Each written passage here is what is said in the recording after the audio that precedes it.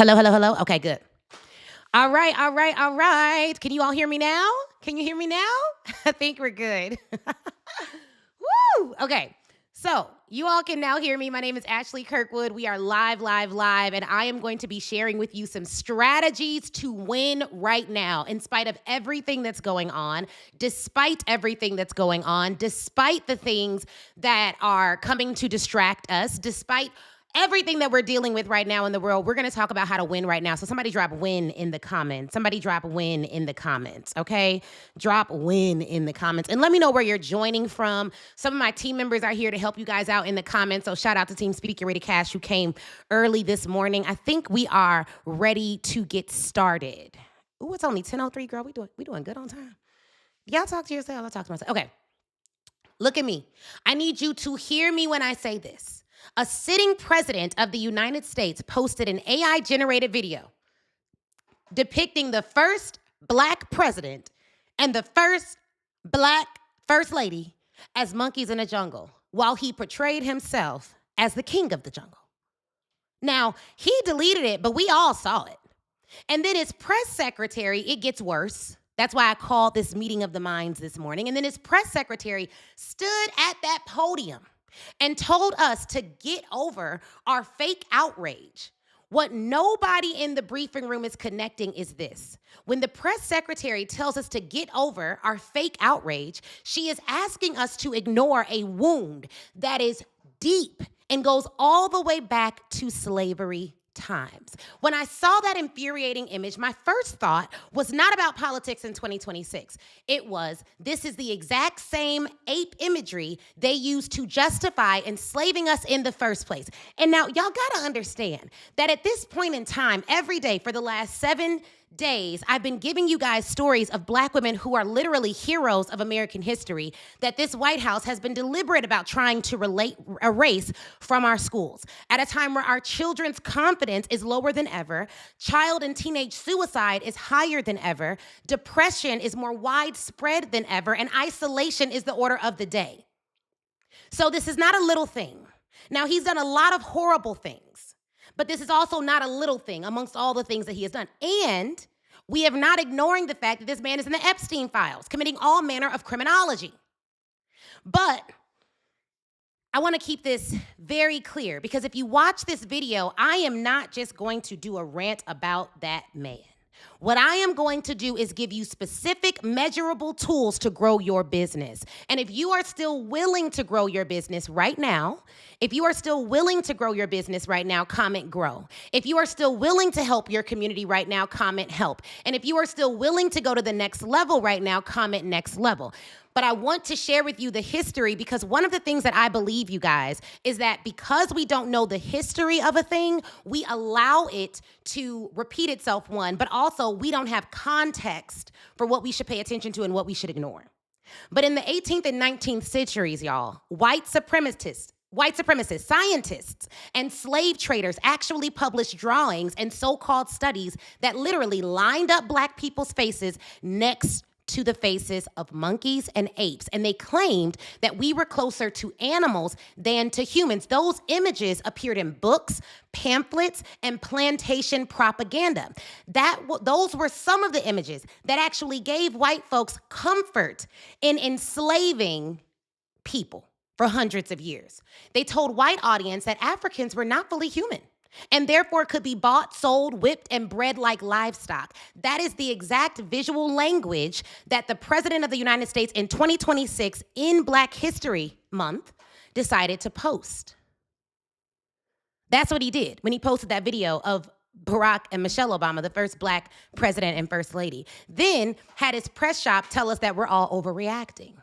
This is not the first time the White House has used images to amplify racist agendas. In 1915, President Woodrow Wilson screened the film The Birth of a Nation in the White House, a movie that showed Black people, often played by white actors in blackface, as savage animals and threats. This glorified the Ku Klux Klan as heroes. This actually reinvigorated the Ku Klux Klan, reactivated their ignorance and their violence and their savagery. It helped revive the Klan and helped justify lynching and terror. against black communities. When those reels flickered across the White House wall, they were doing the same work that this AI clip is trying to do now, turning black people into beasts so that any cruelty towards us feels natural and deserved. And here's what nobody is connecting to that story right now. Today, let's bring it to business. Today, only 3 to 4 out of every 100 black women who own businesses actually have employees. 96 to 97% of us are still carrying absolutely everything alone. No payroll, no team, no staff, just us, which is why divisive and harmful images are damaging on the psyche of black women founders, particularly those who don't have teams to back them up. So you protecting what you see, protecting what you hear, and understanding the true insidious nature of this administration is critical. So when we tell you that you want to buy black, when we tell you that, yes, you can go out and get coaching from anybody and everybody, but you should have a black coach too, if not, you should have a black coach too. Because let me explain something. If I could be 100%, keep it 100% a buck with y'all, say 100 in the comments before I go all the way there. Because I feel like it's giving an all the way there morning, okay? Hair and makeup's on fleek. I feel like all the way there we out here now. We out here now. And I know that not everybody's going to speak up on this. I know that not everybody can speak up on this because everybody may not even know what to say in these situations. And I don't believe, let me be very clear, I don't believe that just because you are black, you have an obligation to speak on every black injustice, because I don't think that the same people who are the victims of systemic racism and injustice have to be the same people who fix it every single time and explain it to every single ignorant white person. That's not what this is about. But every now and then you may have a message that you divinely know you need to offload. You should do that, and I got your back on that. Is that cool? So let me explain this. I have coaches of all races, but I have given a whole lot more money to black coaches. And what I learned very early on is when you learn a process from someone who does not relate to your lived experience, you can learn from the process. But the pain that you have to prevail through in order to do the process, they can't teach you because they can't relate to that. So you're wondering why it's not working. But every single coach you got is a white woman, and she's teaching you to do this and to do that. And she doesn't understand that the very racist imagery of this country is preventing you from feeling comfortable on camera. And she doesn't understand that when you put out something and you are here to serve your people, black people, we don't buy the same way as a white consumer. So when 98% of her customers are white women and 98% of your customers are black folks, because here's what studies show. If I put my face on an ad, most of the people who buy will be black. A media buyer told me, Ashley, if you want more white clients, just put all your white clients on ads. I said, who told you that I wanted that? Because I didn't say that. He just assumed. Like, why would you want to have a company where you represent 90% of black folks? Doesn't that mean that you won't be successful? Isn't it harder to represent those people? Couldn't you be richer if you made your messaging more palatable? If you just didn't talk the way you talk, you could have more white clients. And I said, you know what? I bet you're right. But I went to work every single day in a company that was all white. And every single day I had to fight for my confidence. And every single day I had to justify my brilliance. And every single day I had to deal with their jealousy. And every single day I had to look in their insecurities and tell them that though they were insecure by me, I was secure by myself. So when I had a choice about who I would serve, I decided to be like Madam C.J. Walker and serve black women. I decided to be like Maggie Lena Walker and ensure we had financial security. I decided to be like every black woman millionaire before me who still made millions and still served her people in excellence and still changed the world and still lifted them up and still helped to fund justice. I want you to know, if you decided that you wanted to build $1 million business serving black people, then do that. But do it well. Do it with dignity. Be the best, black, white, or indifferent. Be the best, woman, man, or other. Be the best. Be be the best. I don't care what gender you identify with. Be the best. My clients don't work with me because I'm black. They work with me because I'm the best. They've already tried all the other people. Some have been white, and they still get served better here. They still get better results here. Because the truth is, if you're a black woman business owner, the number one skill you need isn't learning how to build a funnel. The number one skill you need is learning how to think about yourself in a way that makes you dynamic, whether you make millions or whether you make pennies. Can I be real this morning? And that image that Trump showed pissed me off. And it pissed me off because while I know who I am, because I was raised by parents who taught me who I am, not all of us know who we are. When you think about the fact that 74% of black women give birth and they are not married, that means that most black babies are going home to households where there's one parent, not two. That means that when the mama is tired, there may not be a daddy there to tell baby girl that she's beautiful and that she deserves it. That when the mom is a bad actor because she's exhausted, not because she's a bad person, she doesn't have male backup to provide. And let's not pretend like child support is enough. Let's not pretend like black women aren't going through unspeakable circumstances. People say, Ashley, I can't believe, like, you just keep going. Nothing really bothers you. This stuff pisses me off. It pisses me off. But I understand that if I don't channel stuff that pisses me off into a vehicle that can set my sisters off, get stuff off of them, set them free mentally, then my anger was not leveraged. My anger was weaponized against myself. People, y'all have no idea. You think I'm doing an event called Black Women Sell Live just so that I could get black women in a room and motivate them and be nice, nasty to other women? I don't do women empowerment events. I do empowerment events. Whether you're a woman, a man, a boy, or a girl child, you come to an event of mine and you do not leave the same. You don't think I've had women stab me in the back? I've had hard times serving my own people. I've had people who look down on me who I helped. All of that has happened, but none of that matters. There is a mission and a calling on my life, and I'm clear about it. So things piss me off. And the Bible says, be angry, but sin not. So I'm not mad at nobody's anger, but what I read and what I know and what I learned from my black woman psychiatrist is that anger can cause heart disease. So I don't need anger. I need fuel. And you may not need anger either. You may need fuel. So what you need is knowledge that you can apply, and you need a system for keeping yourself mentally, physically, and emotionally safe at a time where the images that our very government is putting out is divisive and racist. Let's be clear. But let me tell you what you don't got. If you're a leader, comment leader in the chat. What you don't got is time to sit around and act like you don't need to grow your business. I don't care what the economy is doing.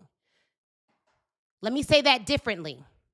I understand what the economy is doing, but I also understand that in hard economies, black women have always had to create their own.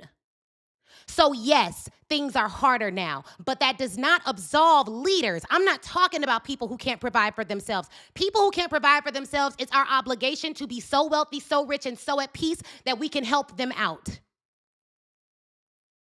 What I'm saying is, if you are a leader, hear me on this.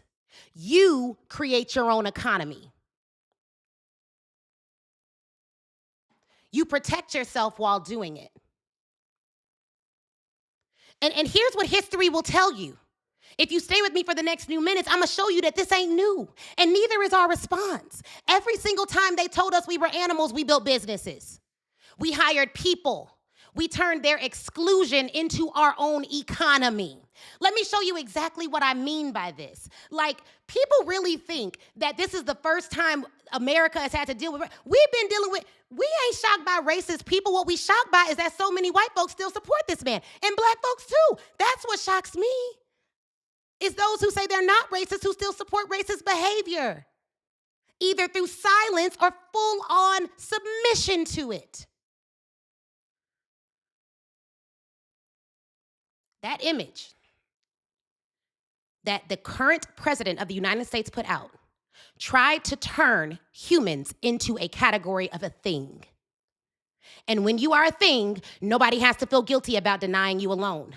When you are a thing, nobody has to feel guilty about underpaying you. Nobody has to feel guilty about locking you out of contracts and capital and customers. That is the function of the image. It is not just an insult. It is an economic weapon. Through the 1800s and early 1900s, presidents and political leaders tolerated, defended, and sometimes directly participated in minstrel shows, colonial expeditions, and political cartoons that depicted Black people with ape-like features. These images were in newspapers, on product labels, in government publications, and every single one of them was doing economic work.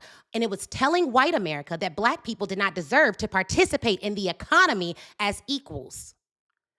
Wilson didn't just screen a racist film for entertainment. The Birth of a Nation helped create the cultural permission structure for the next 50 years of economic terrorism against Black communities. Redlining, refusal of business loans, destruction of Black business districts, exclusion from unions and trade associations. The images came first. The economic violence soon followed. So when people tell you it's just a video or it's just a meme or don't get out of your hand, no. It's never been just a anything. These images have always been the opening act for economic exclusion. And Black women have always been the ones who said, I don't care what you call me, I'm gonna build this business anyways. And those were the same women who were able to fund justice movements.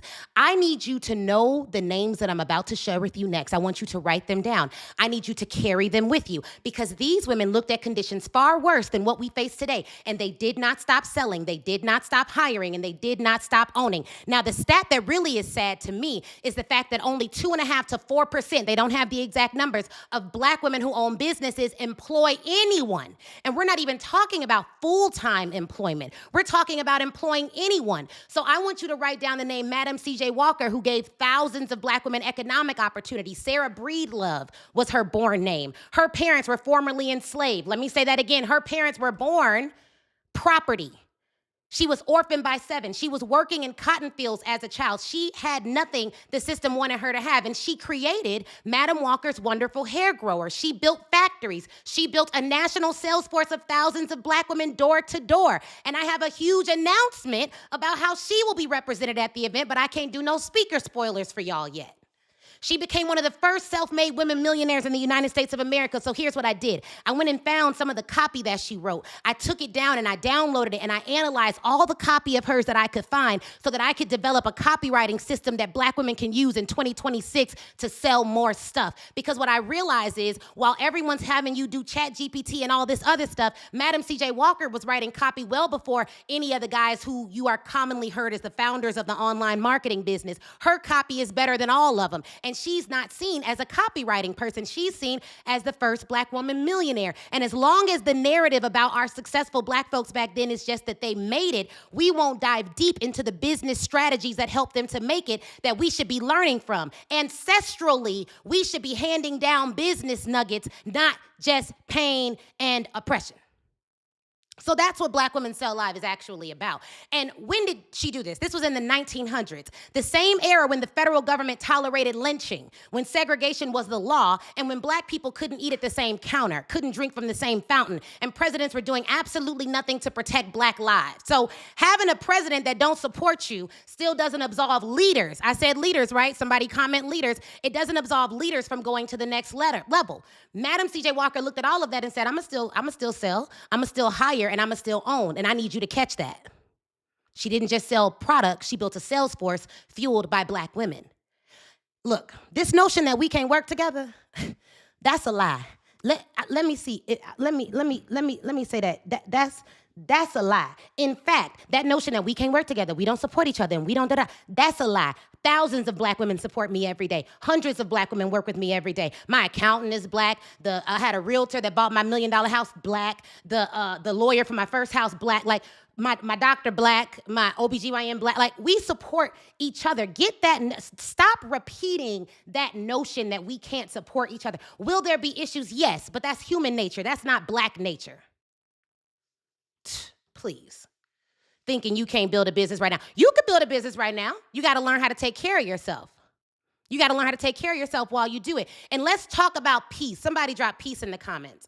Because what you're going to need right now is a system for maintaining your peace through all of this nonsense, through all of the noise. Every single day, here's homework I'm going to give you. I want you to do something that brings you joy, that makes you smile, that makes you feel light, like you're a child. I want you to laugh a deep belly laugh. I want you to find joy in small moments. I had a great conversation with my dad the other day for an hour. We talked about everything from stocks to characters to church to him coming in town. That brought me joy. I cook with my daughter. I made her breakfast. I made my husband breakfast this morning. I've been making dinner. I've eaten out like once since I've been back, but every other day I've been cooking, either with my family and for my husband. That has brought me joy. I coached my clients from 11 a.m. to 4 p.m. the other day. That brought me joy. It brought a smile to my face. Me and my husband, always, that man brings a smile to my face. Like, this stuff be making me mad. But let me tell you another way of resistance. I'm a happy, joyful, wealthy Black woman married to a Black man with a Black baby in a Black family. And if I didn't want to, I don't have to go and ask no white person to give me my salary. That was the number one reason why I left corporate. I was so tired of leaving my family's financial future in the hands of white folks. Let me tell you what else gives me joy. I'm in the 4% of Black women-owned businesses that hires employees, that has Black women employees that you can provide health care to and 401ks to and a safe place to work to. I have a team of 17. My team is very diverse. Like, very diverse. Okay? Like, we don't have them problems. Every woman that works at this company will be able to rise, and she will never have to worry about whether her race or her gender is holding her back.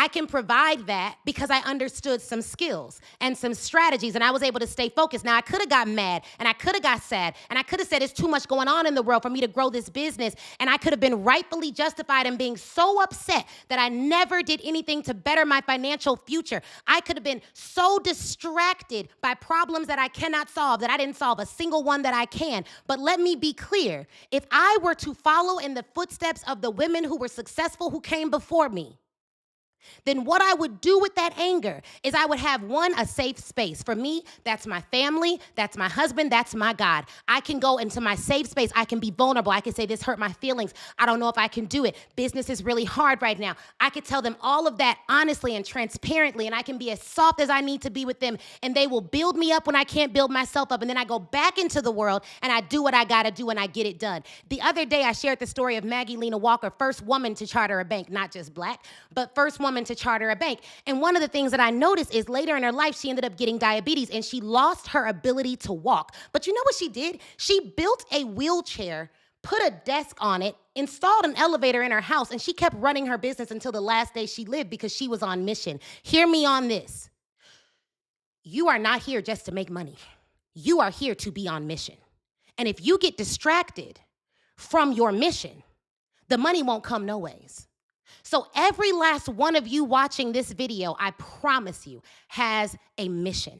And you have to ensure that you stay on mission. There are going to be pieces of the mission that are going to make you upset, make you irritated, make you mad. You're going to feel like, I don't know how to do this. I don't know how to do that. Not knowing how to do something structurally or tactically in your business is not a big enough excuse to not win in 2026 with all the information that's out there, all the coaching that's available. And when you think about Madam CJ Walker, she actually had mentorship and guidance from a woman that we talked about earlier, Annie Turnbow Malone. She had a school. You know what she did in her school? She taught Black women not just about hair care, but about sales and about marketing and about how to grow a business and how to make that business work. And then she hired them.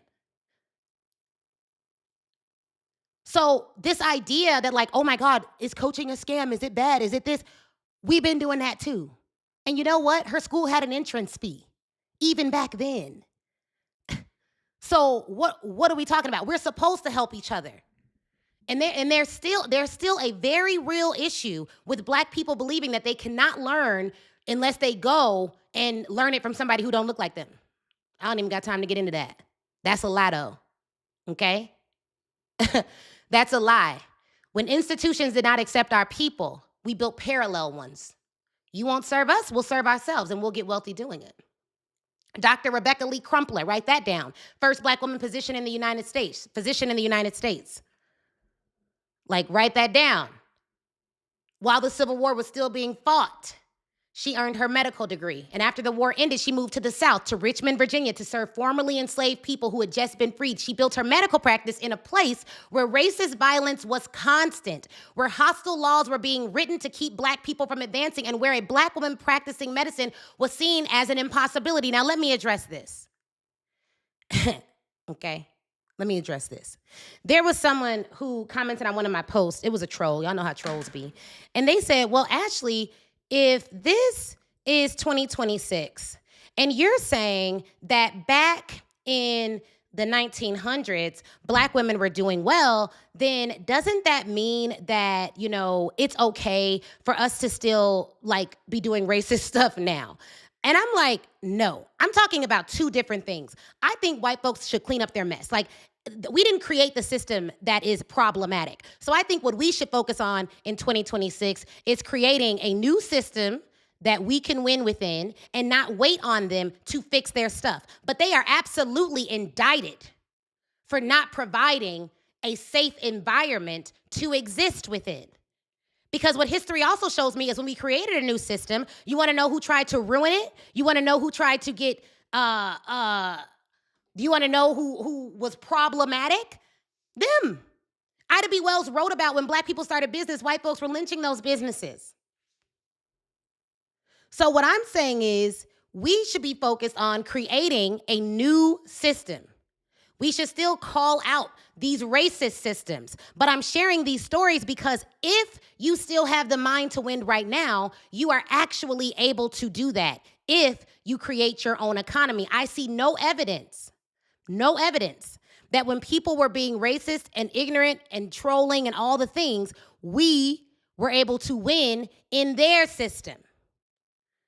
All of the evidence that I've seen from the 1800s and the 1900s is that when the system was racist, we built one that we could win within with each other. That is the evidence that I have, okay? And so in 2026, if you want to win, you need to be figuring out what is my system. But before you can figure out your system, you need to figure out what is your focus. And I want to give you 3 things to focus on. Number 1, if you run a business, every single day you run that business, you need to be focused on sales. You need to be focused on sales. You need to be focused on how are you going to get someone to buy your offer. Before you can focus on sales, though, you're going to need to actually have an offer. And that offer needs to actually be good. Let me be clear. I met a lot of people the other day and they said they all have offers. And I was like, okay, what's your offer? They were like, oh, I'm gonna just use a random example. I sell cups. I'm like, that's not an offer. But if you had the always hot tea system, that's an offer. A cup is the item that you're selling. The offer is the combination of products and services and the name in which you use to describe it. The item that you're selling is your product. The offer is the actual presentation of the product. Okay? And so you want to have your offer. Then you want to have your sales system. Now, if you have no budget, then you may want to do what's called direct selling. So you're going to reach out directly to people who can buy from you. You want to reach out directly to people who can buy from you. If you have a budget, you may want to use an ad budget. You may want to actually use and leverage an ad budget. So you're going to have to come up with a sales system. A sales system. If sales are slow for you right now, let me explain how this works. If the economy has slowed down, that does not mean money has stopped. It means money has slowed. So what used to take you 2 posts a day to do may now take you 4 posts a day to get the exact same result. So if you know that times are slow and you have slowed down your activity in your business, expect bad news. Do I need to repeat that? If you know that times are slow and you have also, in response to slow, started moving slower, expect bad news.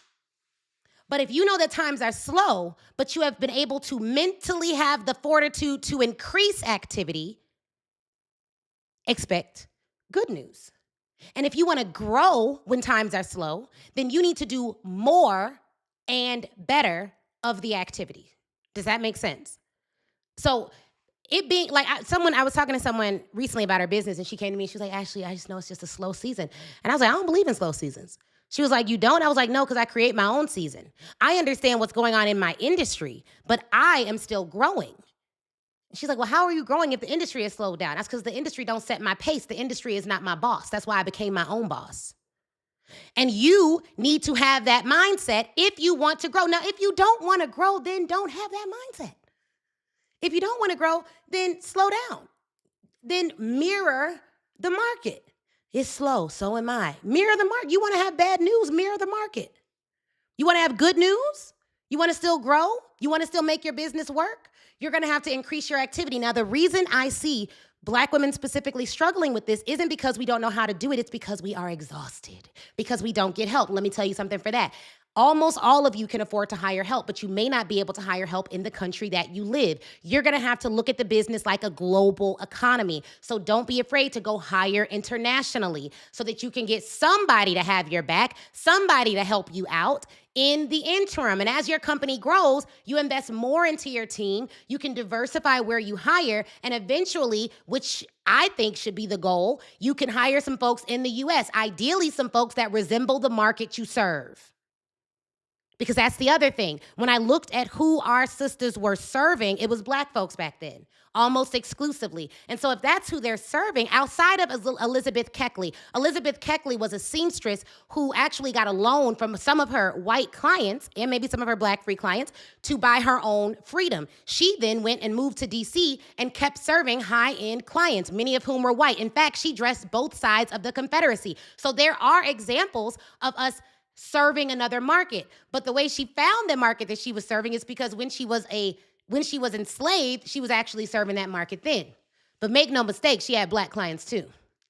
So I'm not saying you can only serve your people, but your team should resemble who you serve. And be very wary of predominantly of white-owned businesses in the space where you don't see any Black people on their team, but they strategically will use Black people in an ad.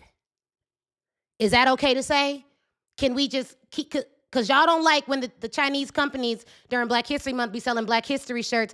I don't think you should like when the sister is running an ad with a Black face and you don't see a single Black face on her 20-person team. All you see is blonde hair, blue eyes. I think that's a problem. Or his team. But they want you to be in the ad. Okay, I don't know. Maybe y'all done had enough for the morning. I just felt I should say that. Now, here's what I'm saying too. I'm doing my event, Black Women Sell Live. I've been told not to do it. I've been told the name is too strong. Don't say that. This and that, this and that, this and that. And now we only do this event every other year. And I always believe in divine alignment. So I believe that we're doing it this year because we need to do this event this year. And so I need for you all to show up for this event. As you all know, we went and asked we had a sponsor who was like, hey, I want to sponsor the event. He had me come out. I talked to them, of course, some white-owned brand. I'm not changing the event. I told them what the event was. They knew that before they even told me to come out. And they were very clear, like, oh, well, we don't have a lot of Black women in our audience, but we'd like to get more, so we want to get in front of your audience, but we don't really see the value. That said, someone in their company told me that they paid 3 times the amount that we were talking about to an organization that only had 20 people coming. Now, we got 1,000 people coming. So they were like, well, just let us do it for, this insanely low amount. And I said, nah, because I don't need your money. It'd be cool, but I don't need your money. I don't need your money, and I don't know your motive, and I don't need your money. And the fact that you want to invest in getting in front of an audience that you claim you want to grow into is another way for you to devalue us, but then still tell us you want our money. So it's it's a H no for me, okay? So I turned that money down. Needless to say, if we have to self-fund Black Women Sell Live, we will before we will bow down to racist institutions. So what we gonna do is we are going to share this event out. This event is going to be legendary. The people that are speaking have never shared a stage before. Everyone from Black women billionaires to the family members of some of the women who we're talking about now, who is going to not only inspire you, but break down business strategies that have never before been written in books. I had a dream about this event, and now it's a reality. And my real vision is to have 1,000 Black women in the room. If you're going to be in that 1,000, comment 1,000. Comment 1,000 if you're going to be in that 1,000. All I need you to do is two things. One, get on the wait list. It costs you nothing to get on the wait list. Go to blackwomenselevent.com and get on the wait list. That helps us to plan, make sure we have the right room size, all the things. Our room can fit 1,000. So get on the wait list. Two, I want you to share this event. Everything I've studied about how we've been able to grow, even if we did not have the backing of these big banks and the backings of these big systems. And y'all, I have made millions of dollars in business. And do you know it is so hard to get a traditionally funded loan even with that? I've been on the Inc. 5000 list twice at this point. We've grown our business by 80% year over year since we've started. In some years, we've grown 500, 600, 700%. I'm a really good business owner, and I've always shown a profit on my books, always. Even when we started hiring full-time W-2 employees, there is systemic stuff going on. Like, be not confused. All right? And we know that. And so even if we have to self-fund the event, I know that we will self-fund the event because the event is important, especially right now. We need this event in our community. I feel very passionate about that. But more importantly, if you're a business owner, you need to be in a room with high-level women. In our program right now, we have an Olympic gold medalist. We have 2 mayors.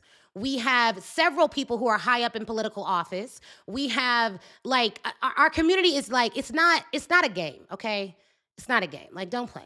We have the best community of Black women experts anywhere. It is what it is. Like, it's just the stats. So come and be in that environment, and they cool. Nobody's pretentious. Nobody's gonna look at you crazy. Nobody's gonna be like we don't have that vibe. Cause I'm not a cliquey person. I ain't in no sorority. I didn't nothing against it, but I'm not that girl, right? I care about, can you add value?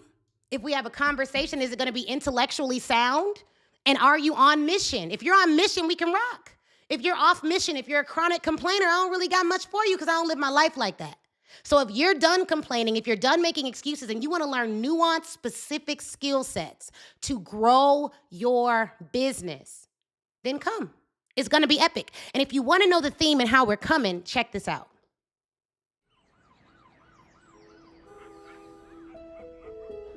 Mary Ellen Pleasant. How did she do it?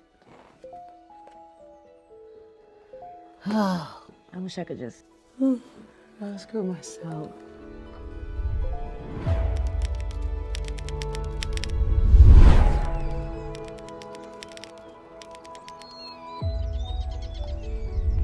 Mary Ellen Pleasant? This can't be real. Real or not, you've been carrying quite the load. You see, wealth isn't always about what you keep. It's what you connect. Ida B. Well? When I wrote, I didn't just report, I revealed.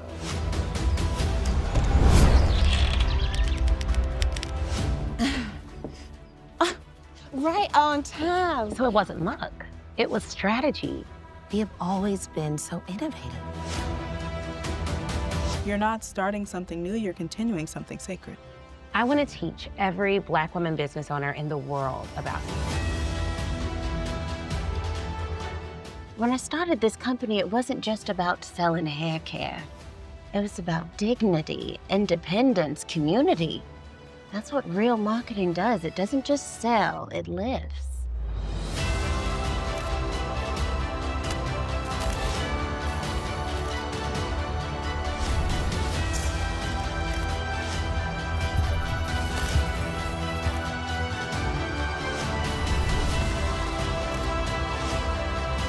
See, a true sale is not made in the pocket, it's made in the heart. Now, you go on and sell live, not for the applause, but for the impact.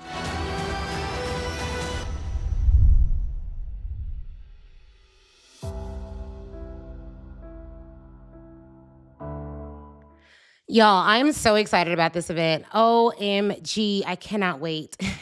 It's literally going to be epic. It is going to be absolutely everything. I just wish it was sooner. I wish it was like sooner. Now, some people have asked me like, Ashley, why do I need to get on the wait list now? What is gonna happen? This event isn't until September. And I've been telling them, no. The event starts way before September. We actually have a 3-month lead up to the event where you're having live trainings, it's like a Black Women's Accelerator. Like you have live trainings on sales, marketing, all the things that can help you grow your business. Our goal for you is to actually make your money on the ticket back before you ever step in the door from just one of the strategies that we teach you live. In addition, when you get access to your tickets, one, the tickets are going to sell out for this event, but that's neither here nor there. But when you join the wait list for whatever ticket type you think you want. If you're unsure, just join the wait list for a general ticket type. It does not exclude you from buying the others later. But if you know you want platinum or VIP, I would definitely join those wait lists. If you're general, you get a digital workbook. If you can come to all 3 days of the event and you're able to get some implementation exercises live at the event. If you're VIP, you get the printed and digital workbooks. You get a pre-event Q&A session with me. You get access to the Black Women Sell Live Accelerator, which is like advanced trainings on sales that you can actually use for your business beforehand, and you get access to the room earlier before everyone in general. If you're platinum, then you get a private lunch with me on day 1 of the event. It's limited to the first 25 attendees, actually. It shouldn't say 50. You get a welcome gift at the actual event. You get the accelerator and extended version, so you'll have even more trainings than those who purchase VIP. And then you have private platinum-only networking sessions. So that's going to be epic, and we're really excited about that as well. So we want you to join the platinum ticket list for that. But here's the thing.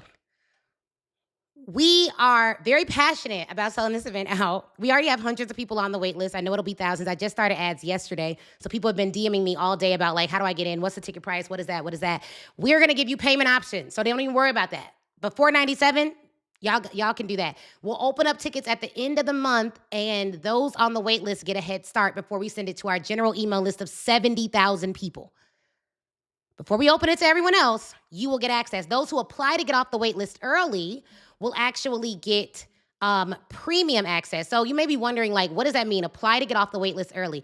After you get on the wait list, you're going to see a page that looks like this, okay?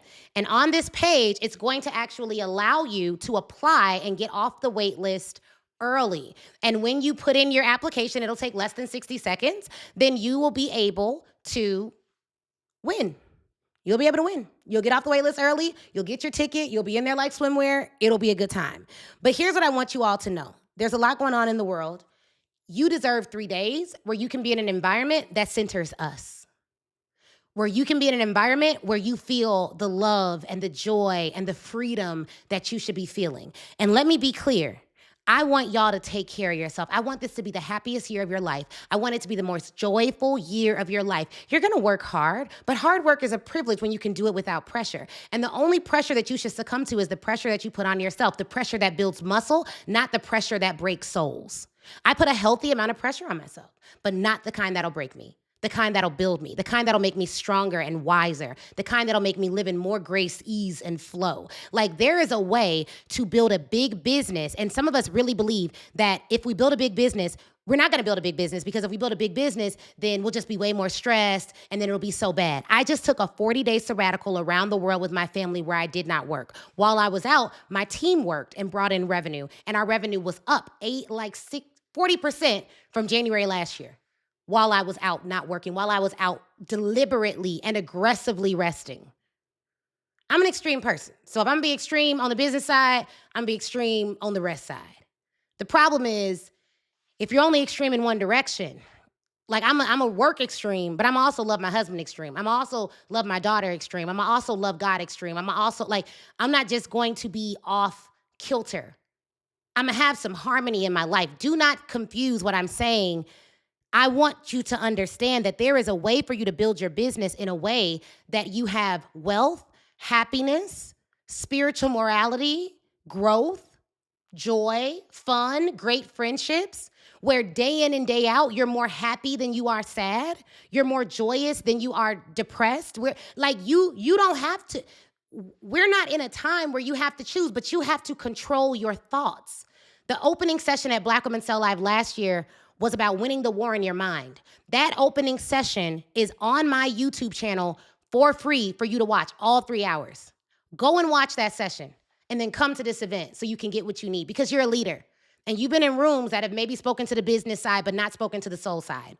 Or they've maybe spoken to the soul side, or you've been to like a Christian conference, but they didn't tell you nothing tactical and practical that you could actually do to grow your business. They didn't say nothing about sales plans and CRMs and the 4 phases of buyer psychology and sales psychology and what to do and what to say and copywriting exercises and how to develop your $1 million sales plan and how to hire internationally, even if your budget is less than $500 a month, and what it looks like to do that and where do you actually go to hire. It didn't answer all the questions. This event does all of that. And we culminated with the gospel explosion on the last night. But the 3 days of the event, Friday, Saturday, Sunday, we're working. We culminated with the gospel concert at the end. And it's just a life-changing experience. You can ask anybody who's been. Maybe someone that's been can drop them in the comments and let them know. But it's a pretty big deal, I'm just saying. And I haven't announced speakers yet, but when I do, this is the best speaker lineup we've ever had. I'm going to just say it. So I want you all to go and get your ticket. Did you love the trailer? We're going to watch the trailer one more time, and then we're out.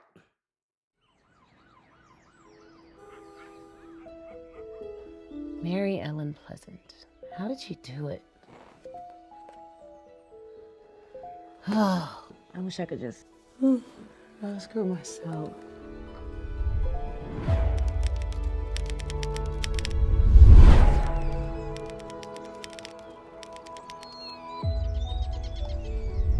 Mary Ellen Pleasant? This can't be real. Real or not, you've been carrying quite the load. You see, wealth isn't always about what you keep. It's what you connect. Ida B. Well? When I wrote, I didn't just report, I revealed.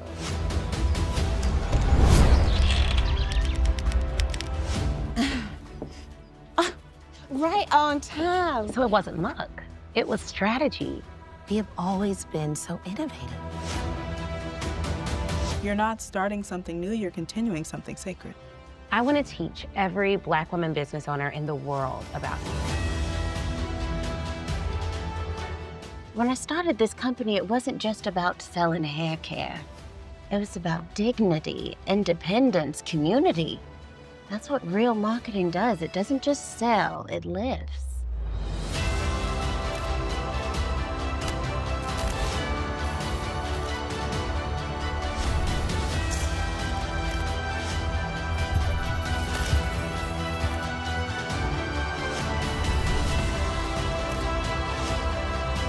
See, a true sale is not made in the pocket, it's made in the heart.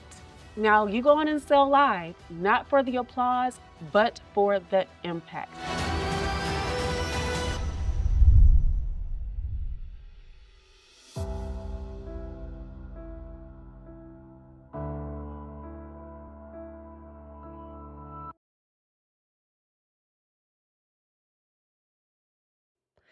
All right.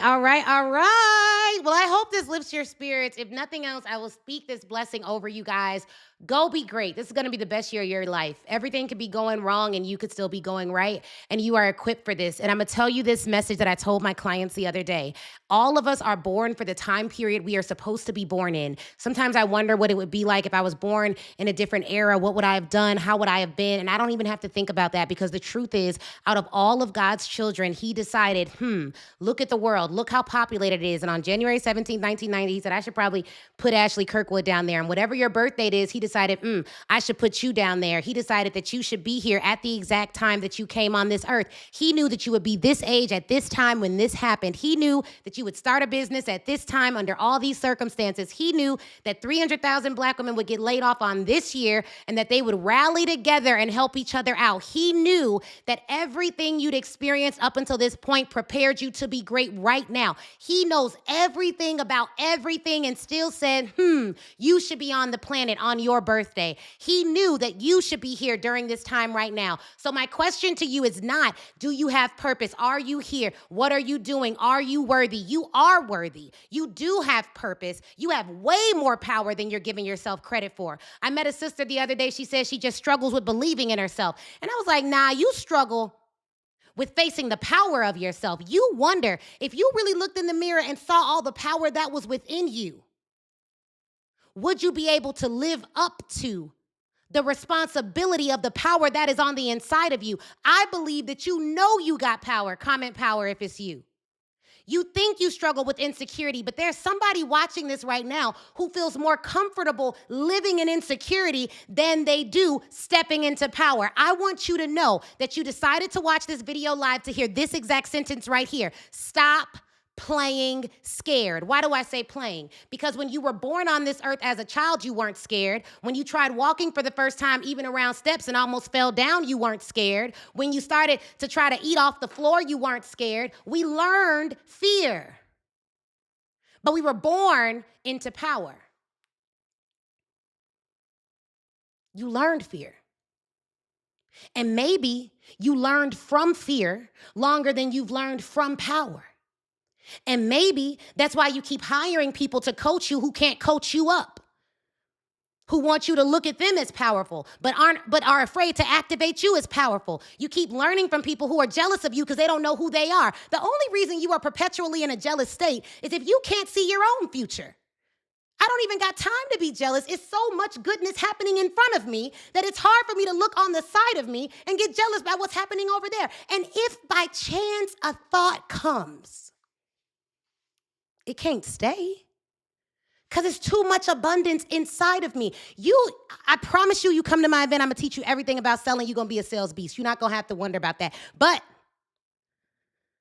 the reason why you need to come is because you need someone to speak into your soul and show you how great you are. You think you're coming to meet the speakers that are billionaires. You think you're coming to meet the speakers that are descendants of some of the first Black women millionaires in this country. You think you're coming to meet me because you're like, Ashley, she kind of dope. You think you're coming to meet my clients that are speaking or all the people that'll be there or all the amazing, no. You're coming to meet you, a version of you that is only unlocked in a room full of sisters that really believe in you, that ain't sneak dissing you, that ain't sneak hating you, that are strong enough to know that I can love a sister and not agree with a sister and still serve a sister.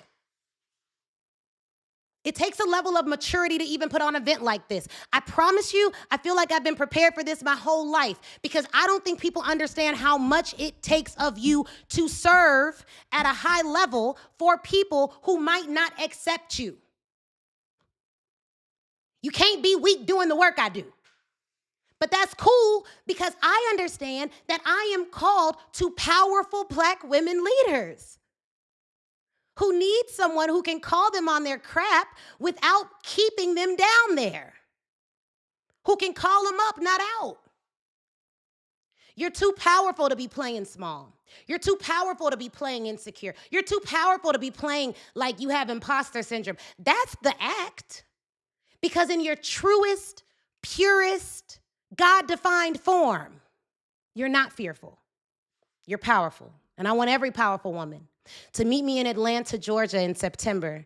And it starts with you getting on the wait list because I am clear that I'm not stopping until we sell out this event. If my sisters can build businesses in the Jim Crow South, I can get 1,000 women in a room in Atlanta. I'm very clear on that. That will not be the obstacle that takes me out in 2026. No. It's just a matter of who's there. And I always pray that the right women come.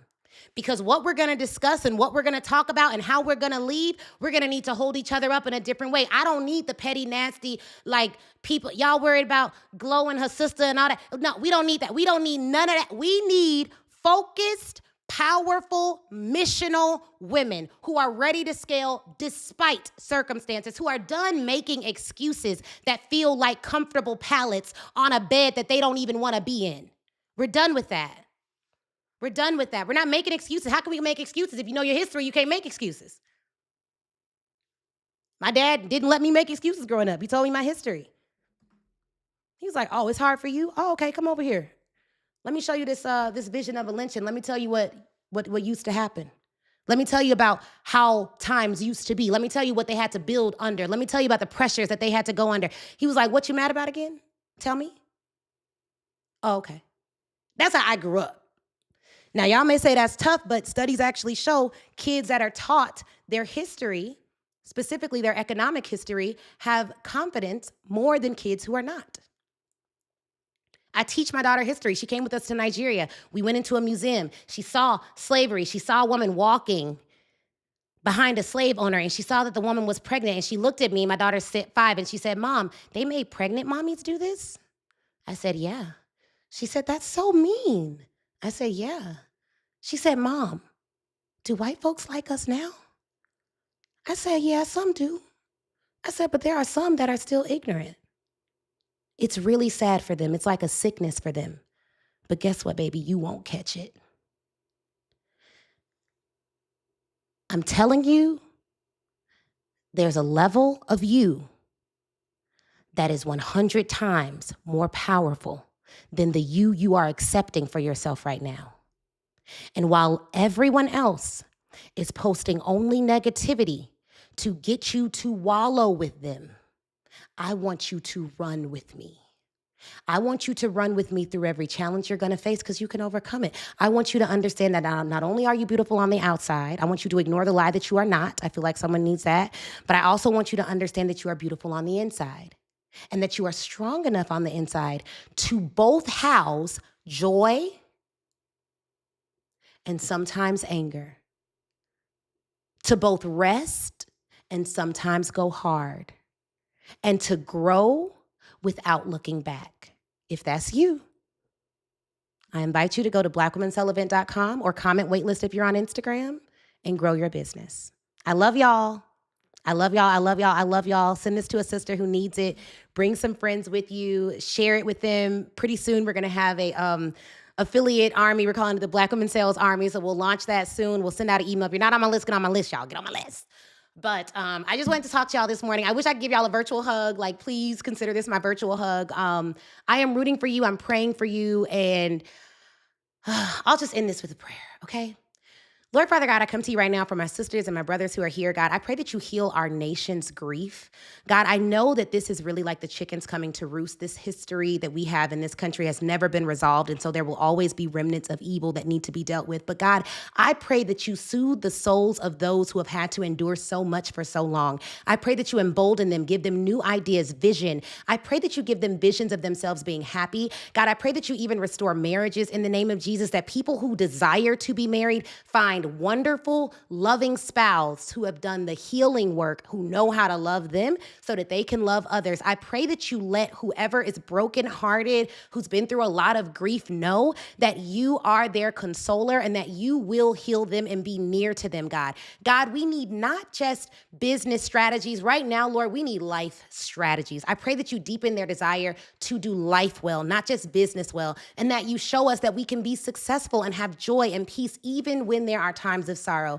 Lord, you can do it even when we can't. Keep us focused and make our vision and purpose so clear, Lord. There is an attack on purpose. People are confused and overwhelmed about what they should be doing. Give them sniper level clarity about what they should do both in their business and in their lives. Send them helpers who can help them know what to do. Give them discernment so that they know who and when to listen and when to act. In Jesus' mighty name we pray. Amen. All right, y'all have a good day. Woo! Rooting for you guys. I will see y'all soon.